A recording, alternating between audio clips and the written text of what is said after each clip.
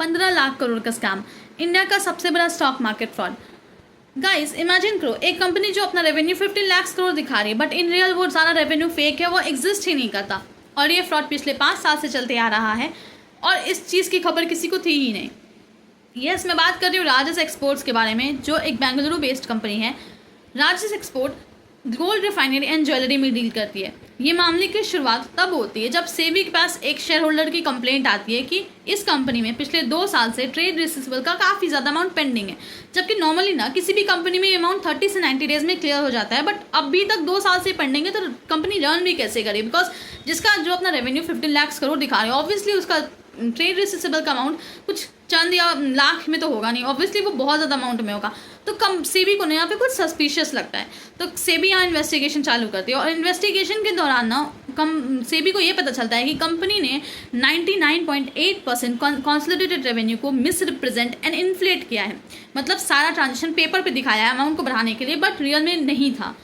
Company से जब इस चीज़ का डॉक्यूमेंट मांगा गया, सपोर्ट डॉक्यूमेंट एंड प्रूफ्स मांगा गया, तो कंपनी के पास थे ही नहीं। और कंपनी अपने डिफेंस में ये कहती है कि इनका 97 से 99% ऑफ रेवेन्यू उनके ओवरसीज सब्सिडरी वालकम्बी ऐसे से आता है।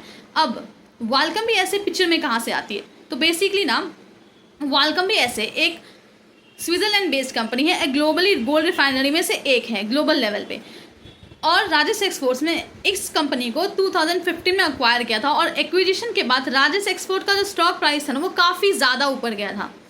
लेकिन जब सेबी ने क्रॉस वेरिफिकेशन किया और स्टैंडर्ड फाइनेंशियल स्टेटमेंट ऑफ वालकम्बी ऐसे को चेक किया, तो उन्होंने ये पाया कि वहाँ पे ऐसा कोई रेवेन्यू दिखाया ही नहीं गया, मतलब वो एग्जिस्ट ही नहीं करता था, मतलब ये सारा रेवेन्यू फेक था। इवन फर्दर इन्वेस्टिगेशन में कंपनी सेबी ने ये भी पाया कि राजस एक्सपोर्ट्स ने ना अपने डोमेस्टिक बुक्स ऑफ अकाउंट में एक stock broker entity affluence share and stock के साथ ₹11,487 करोड़ का सेल दिखाया है एंड ₹11,488 करोड़ का परचेज। जब सेबी ने क्रॉस वेरिफिकेशन किया थर्ड पार्टी के साथ, तो उनका स्टेटमेंट इस रिगार्डिंग ये था कि राजस एक्सपोर्ट उनकी क्लाइंट थे ही नहीं, और ना ही उनके बीच में कभी ऐसी कोई ट्रांजेक्शन एग्जीक्यूट हुई। मतलब सिर्फ ट्रांजेक्शन को पेपर में दिखाया गया, ये सारा ट्रांजेक्शन भी फेक था, अमाउंट को बढ़ाने के लिए, मैनिपुलेट करने के लिए फाइनेंशियल रिकॉर्ड्स को। तो और सिर्फ कंपनी यहीं तक नहीं रुकी, कंपनी ने बिना बोर्ड अप्रूवल के ₹926 करोड़ ट्रांसफ़र किए थे, जिसमें से ₹339 करोड़ उन्होंने डायरेक्टली प्रमोटर्स के अकाउंट में, पर्सनल अकाउंट में ट्रांसफ़र कर दिए थे।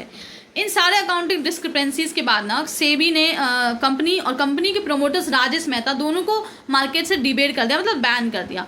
और इस डिस्क्लोजर के बाद स्टॉक प्राइस जो था कंपनी का वो काफ़ी रैपिडली डिक्लाइन भी हुआ था। और सबसे शॉकिंग बात ये है कि LIC जैसे सबसे बड़े इंस्टीट्यूशनल इन्वेस्टर का यहाँ पे 10.8% स्टेक था, around ₹380 crore. It's a huge amount, right? लेकिन मैं आपको वीडियो एंड करने से पहले ये कंक्लूड कर दूंगी कि ये अभी कोई फाइनल वर्डिक्ट इसके रिगार्डिंग नहीं आया है। सेबी ने सिर्फ इंटरिम ऑर्डर पास किया था, और NFRA ने इसके पर एक फॉरेंसिक ऑडिट की टीम भी बैठाई है, और कंपनी के मैनेजमेंट ऑडिट की टीम के साथ कोऑपरेट भी कर रहे हैं। सच क्या है वो तो फॉरेंसिक रिपोर्ट के बाद ही पता चलेगा। लेकिन आपका थॉट्स इस केस के रिगार्डिंग क्या है वो कमेंट सेक्शन में आप ज़रूर से ज़रूर शेयर कीजिएगा, और आपको ऐसे इन्फॉर्मेटिव वीडियो चाहिए तो इस चैनल को ज़रूर सब्सक्राइब कीजिएगा। Thank you. राधे राधे।